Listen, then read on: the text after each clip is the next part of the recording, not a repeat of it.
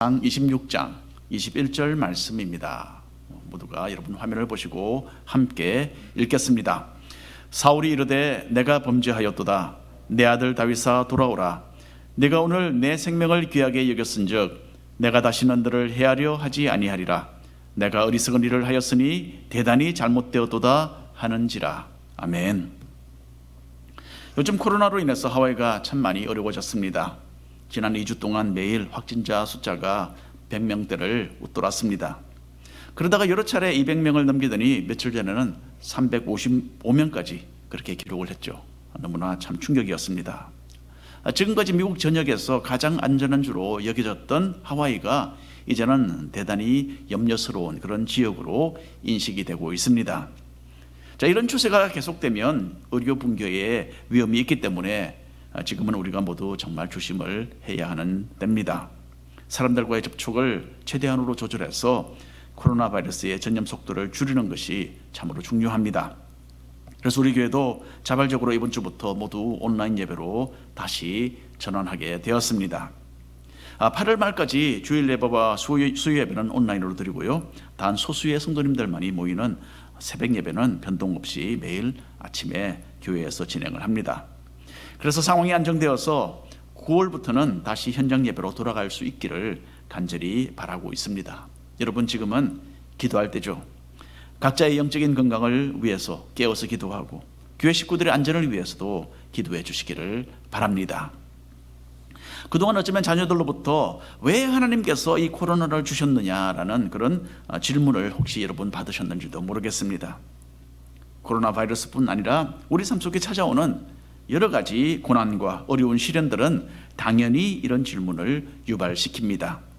그리고 때로는 이 문제가 풀리지 않아서 신앙적으로 고전하는 그런 분들이 있기도 합니다. 먼저 코로나 바이러스를 비롯해서 세상의 모든 해로운 질병과 고난의 그 근원은 하나님이 아니시라는 그 점을 우리는 분명하게 이해해야 합니다. 간혹 미국에는 계약서나 또 법적 문서에 Act of God라고 해서 신의 행위라는 표현이 나옵니다. 인간의 힘으로 감당이 되지 않는 큰 자연재해를 가리키는 말이죠. 자, 그런데 이런 재난이 하나님의 행위라는 것은 참으로 잘못된 말입니다. 성경 첫 부분인 창세기에 의하면 하나님께서는 이 세상을 선하고 아름답게 만드셨습니다. 하나님은 에덴 동산을 만드시고 그 속에 인간을 두셔서 행복하게 살도록 하셨어요. 그런데 사탄이 등장을 했죠. 그래서 인간은 마귀의 속삭임에 빠져서 죄를 지었습니다. 그 후로 인간이 하나님을 떠나서 마귀와 결탁을 한 그 죄의 결과로서 이 세상은 온갖 고난과 범죄와 질병과 슬픔과 죽음으로 치닫게 된 것입니다. 장차 하나님께서 온 세상을 본래의 모습 그대로 다시 회복시키실 때까지 이 세상은 그때까지는 이 불완전한 상태에 머물러 있을 수밖에 없습니다. 예수님께서 재림하시면 우리는 참 주님으로 말미암아 주님께서 우리의 한숨을 거두시고 우리의 눈물을 다 닦아 주실 것입니다. 자, 그때까지는 우리는 이 세상에서 받는 여러 가지 고난에서 완전히는 자유를 얻지 못할 것입니다. 하나님께서는 선악과를 따먹지 말아야 하고 먹으면 죽음이 따르게 될 것이다 라고 분명히 경고하셨어요. 그런데 도리어 아담과 하와는 이 과일을 먹으면 좋은 일이 생길 것이라는 그 마귀의 음성에 귀를 기울였던 것입니다.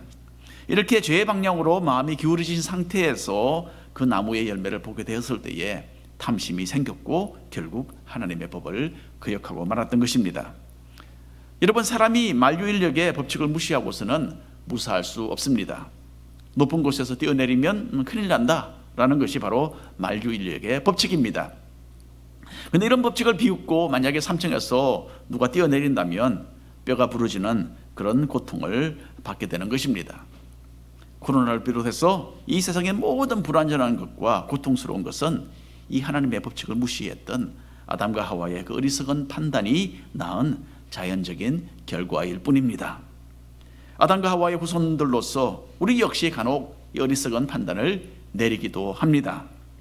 오늘 성경 말씀을 통해서 어리석은 판단을 내린 사람들의 예를 살펴보게 될 것입니다. 어떤 판단을 내릴 때에 하나님의 뜻과 그 말씀의 기준을 따르는 것이 왜 중요한지를 오늘 함께 생각해 보는 그런 시간이 되기를 바랍니다. 먼저 사울이 참으로 어리석은 판단을 내렸죠. 다윗은 사울을 피해서 인적이 뜸한 그런 광야 지역의 산속에서 주로 생활을 했습니다. 이 당시에 다윗에게는 600명의 부하들이 함께하고 있었어요. 쫓겨다니는 상황에서 이 부하들과 또 그 가족들을 이끄는 일은 다윗에게 참으로 힘겨운 일이었을 것입니다. 이 당시에 다윗은 10광야라는 지역에서 다시 자리를 잡고 있었어요. 그리고 다윗과 똑같은 유다 지파 자손들이었던 이 지방 사람들은 다윗에게 전혀 도움이 되어주지 않았습니다. 도리어 무정하게 다윗이 있는 위치를 사울왕에게 알려주었어요. 또다시 사울왕은 막강한 병력을 이끌고서 다윗을 추격하기 시작했습니다. 사무엘상 26장 2절 3절 말씀입니다. 함께 읽으시기를 바랍니다. 사울이 일어나 10광야에서 다윗을 찾으려고 이스라엘에서 택한 사람 3,000명과 함께 10광야로 내려가서 사울이 광야 앞 하길라 산 길가에 진치니라. 자, 사울과 사울의 장군 아브넬은 군사들과 함께 산 중턱에 진을 쳤습니다. 밤이 되었어요. 사울은 진 한가운데에 막사에서 잠이 들었습니다. 사울 곁에는 사울의 사촌이자 또 군대 지휘관이었던 아브넬이 경호원으로서 바로 옆에 자고 있었습니다. 그리고 사울의 군사들은 첩첩이 사울을 에워싸고 잠을 자고 있었어요. 3,000명의 군사가 쫙 둘러싸고 있었기 때문에 사울은 그야말로 완전히 안전이 보장되어 있었습니다. 자, 산 위에서 다윗은 사울의 군사들이 깊이 모두 잠들어 있는 것을 보았어요. 하나님께서 다윗을 위해서 이 사람들이 깊이 잠들도록 하셨기 때문이다. 그렇게 나중에 설명이 되어 있습니다. 그런데 다윗은 아마 이 사실을 알았던 것 같아요. 그래서 진 한중앙에 자고 있는 사울왕에게 접근하려는 계획을 세우게 됩니다. 나와 함께 누가 가겠느냐라고 묻는 말에 아비새라는 사람이 따라 나섰어요. 아비새는 다윗의 큰 누나의 아들로서 다윗에게는 그러니까 조카가 되는 사람이죠. 그런데 아마 나이는 다윗보다 많지 않았나 그렇게 생각이 됩니다. 아비새는 다윗에게 정말 충성했던 가장 용맹한 사람이었어요. 나중에 기록을 보면 다윗을 따랐던 사람들 중에 30명의 용사들이 함께 있었습니다. 그 다른 모든 사람들보다 이 30명은 용맹하고 다윗에게 충성하는 사람들이었어요. 그런데 이 30명보다도 더 용맹하고 더 충성스러운 3명의 용사들이 따로 있었어요. 그리고 아비새는 이 세 사람 중에서도 대장이었던 것입니다. 사울왕의 진영으로 몰래 침투하는 것은 참으로 위험천만한 일이었죠. 하지만 하나님께서 함께 하셨기 때문에 다윗과 아비새 두 사람은 발각되지 않고 한밤중에 사울왕의 그 막사에까지 도달을 합니다. 사울은 고나게 잠들어 있었고요. 군사령관 아브넬과 사울을 둘러싼 군사들도 모두 깊은 잠에 빠져 있었습니다. 그 내용을 한번 읽어보겠습니다. 8절 9절 말씀입니다. 함께 여러분 화면을 보시고 읽으시기를 바랍니다. 아비새가 다윗에게 이르되 하나님이 오늘 당신의 원수를 당신의 손에 넘기셨나이다. 그러므로 청하오니 내가 창으로 그를 찔러서 단번에 땅에 꽂게 하소서. 내가 그를 2번 찌를 것이 없으리이다 하니 다윗이 아비새에게 이르되 죽이지 말라. 누구든지 손을 들어 여호와의 기름 부음 받은 자를 치면 죄가 없겠느냐. 자, 이 말씀을 읽으시고 아마 어떤 분들은 얼마 전에 이 내용 읽지 않았나? 그런 생각이 드셨을 것입니다. 2주 전에 사무엘상 24장에서 비슷한 이야기가 있었습니다. 그때 사울은 다윗이 숨어있던 동굴에 들어가게 되죠. 사울이 완전히 무방비 상태에 있었을 때에 다윗의 부하들은 이것은 하나님께서 주신 기회입니다. 사울을 죽이십시오. 그렇게 말을 했죠. 하지만 다윗은 사울에게 은혜를 베풀어서 이 부하들이 사울을 죽이지 못하도록 막았습니다. 자, 이제 비슷한 일이 다시 반복되고 있죠. 하나님께서는 다윗을 위하여 이번에는 사울과 군사들이 아주 깊은 잠에 빠지도록 하셨습니다. 끈질기게 자기를 추적하며 죽이려고 혈안이 되어 있는 악한 사울을 제거할 수 있는 기회가 또 한 번 주어진 것입니다. 그리고 이번에는 다윗의 오른팔 아비새가 아주 적극적으로 나섰어요. 내가 창으로 찌르겠습니다. 단번에 사울을 땅에 꽂아서 죽이도록 허락해 주십시오. 간청을 하는 거예요. 여전히 이 사울과 아비새와 그 모든 신하들은 주변에 다 잠이 들어 있습니다. 하지만 다윗의 대답은 이전과 변함이 없었어요. 하나님께서 기름을 부어서 세우신 왕이시기 때문에 절대로 손을 대어서는 안 된다라고 대답을 했습니다. 그리고 이번에도 다윗은 자신이 사울을 죽일 수 있었지만은 살려주었다는 분명한 흔적을 남겼어요. 이전에 다윗은 사울 왕의 옷자락을 잘랐죠. 이번에는 사울 왕의 그 머리맡에 놓여져 있는 사울의 창 그리고 사울의 물병을 가지고 조용히 그 자리를 떠나게 됩니다. 그리고 멀리 건너편 산꼭대기에 도착을 해서는 큰 소리로 사울의 그 군대를 불러서 깨웁니다. 그리고 사울 왕의 창과 물병을 보이면서 사울을 경호하던 아브넬을 꾸짖습니다. 자, 15절 16절 말씀입니다. 읽어보시길 바랍니다.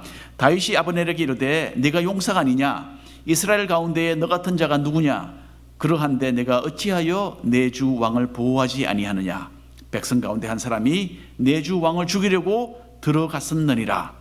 내가 행한 이 일이 옳지 못하더라.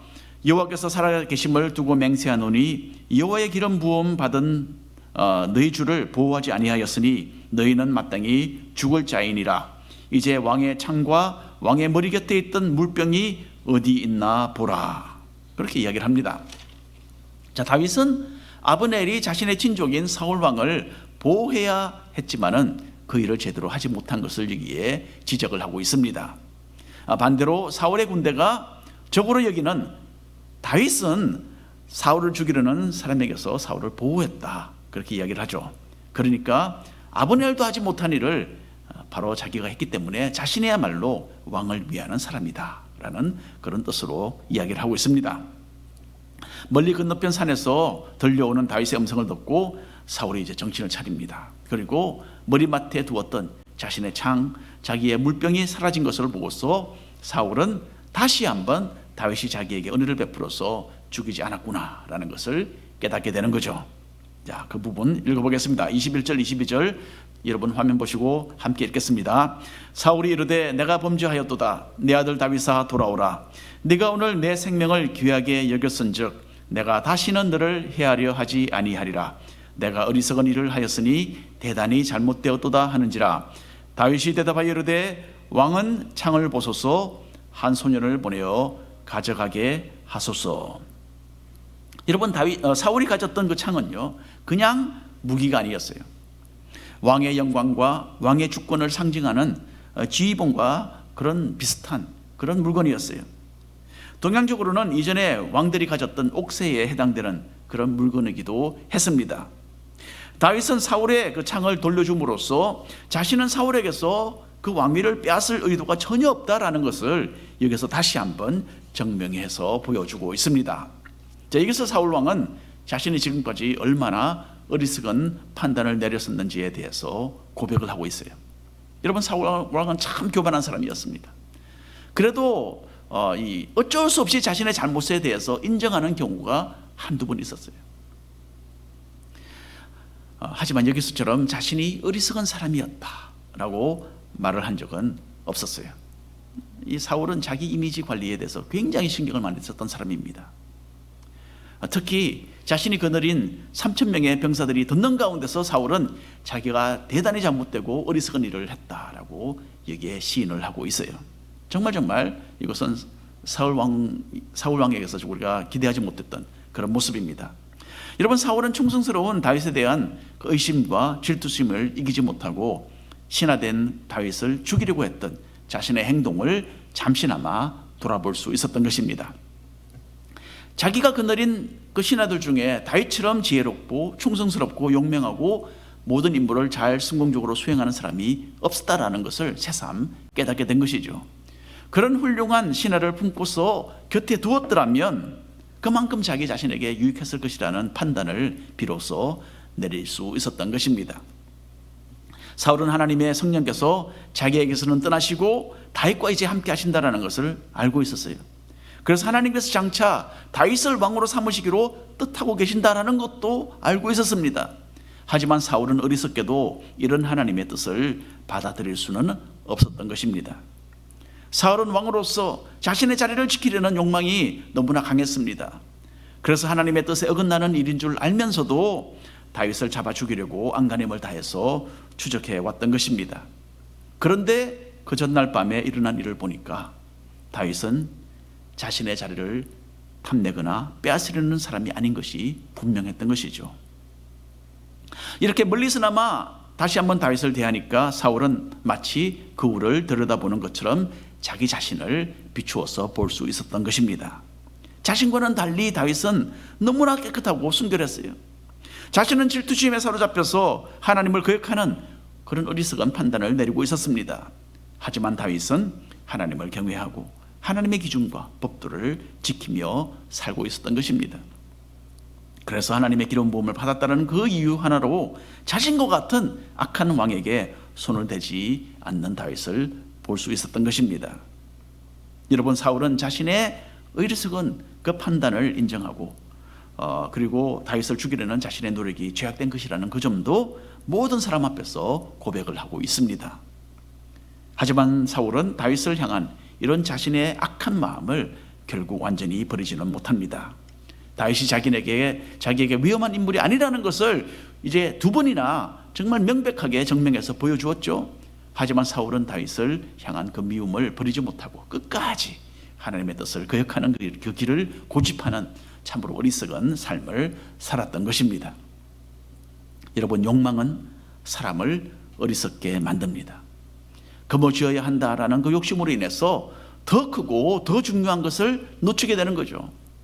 내가 속으로 품고 있는 욕망 때문에 하나님의 은혜를 쏟아버리고 있지는 않은지 돌아보는 것이 필요합니다. 주님 한 분만을 얻기 위해서라면 이 세상의 모든 것이라도 기꺼이 잃어버릴 수 있다라는 그런 참으로 지혜로운 판단 가운데 살아가시기를 바랍니다. 두 번째로 다윗의 어리석은 판단도 그 다음 장에 나옵니다. 우리에게 다윗은 믿음의 영웅이죠. 그리고 또한 신앙의 모델입니다.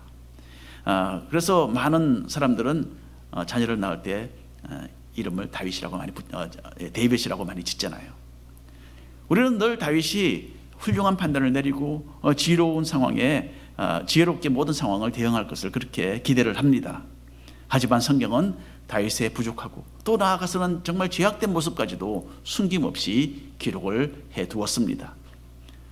사무엘상 27장으로 넘어가면 다윗 역시 아담의 후손으로 어리석은 판단을 내리는 것을 우리는 목격을 하게 됩니다. 자, 어제는 광복절이었습니다. 아셨나요, 여러분? 8.15 광복절이었어요. 그리고 75주년이었어요. 의미가 있는 그런 날이었습니다. 예전 같았으면 하와이에도 이런저런 행사가 있었겠지만은 이 코로나 사태로 인해서 이번에는 그냥 조용하게 지나가야만 했던 것 같습니다. 자, 한국 사람들이 이 광복의 기쁨을 얻은 지 2주 후에 2차 대전도 공식적으로 종결이 되었어요. 유럽 나라들은 히틀러의 야망으로 시작되었던 2차 대전에서 참으로 끔찍한 대가를 지불해야만 했습니다. 히틀러는 독일군 병사들에게 메탄페타민이라는 정말 강력한 마약을 복용시켜서 전쟁터로 내보냈어요. 전쟁 초기에 연합군은 마약에 취해서 며칠씩이나 지치지 않고 돌격해오는 독일군들을 감당해내지 못했던 것입니다. 독일군은 1차 세계대전에서는 여러 해 동안 싸워서 점령했던 그 방대한 지역을 2차 대전에서는 단 나흘 만에 탈취할 수 있었습니다. 마약의 힘을 빌려서 이룬 일이었죠. 여러 날 동안 잠도 자지 않고 두려움도 없이 거의 초인간적인 힘으로 밀려오는 이 독일군들과 맞서 싸워야 했던 연합군 병사들 정말 두려웠을 것입니다. 다윗을 다루던 부하들도 아마 비슷한 마음을 가졌을 것 같아요. 사울은 정말 끈질기게도 다윗을 추격하며 따라붙었습니다. 다윗의 부하들 가운데는 이 사울을 죽이지 않으면 끝까지 따라올 것이다 라는 의견이 지배적이었을 것입니다. 그런데 문제는요, 다윗이 2번씩이나 사울을 죽일 결정적인 기회가 있었지만은 살려서 보내준 겁니다. 그러니 사울과 하는 이 싸움은 성산이 없는, 이거 패배할 수밖에 없는 그런 싸움이 될 수밖에 없었던 것이죠. 다윗 자신도 결국 이런 판단을 내리게 됩니다. 사무엘상 27장 1절 2절 말씀인데요, 여러분 화면 보시고 함께 읽겠습니다. 다윗이 그 마음에 생각하기를 내가 후일에는 사울의 손에 붙잡히리니 블레셋 사람들의 땅으로 피하여 들어가는 것이 좋으리로다. 사울이 이스라엘 온 영토 내에서 다시 나를 찾다가 단념하리니 내가 그의 손에서 벗어나리라 하고 다윗이 일어나 함께 있는 사람 600명과 더불어 가드 왕 마옥의 아들 아기스에게로 건너가니라. 여러분, 다윗도 인간인지라 때로는 믿음이 연약해지는 것을 경험했습니다. 그래서 계속되는 사울의 그 추격에 지친 나머지 하나님께 대한 신뢰를 이제 잃어버리게 됩니다. 다윗은 이제 이 시간에 시험에 빠지게 된 거죠.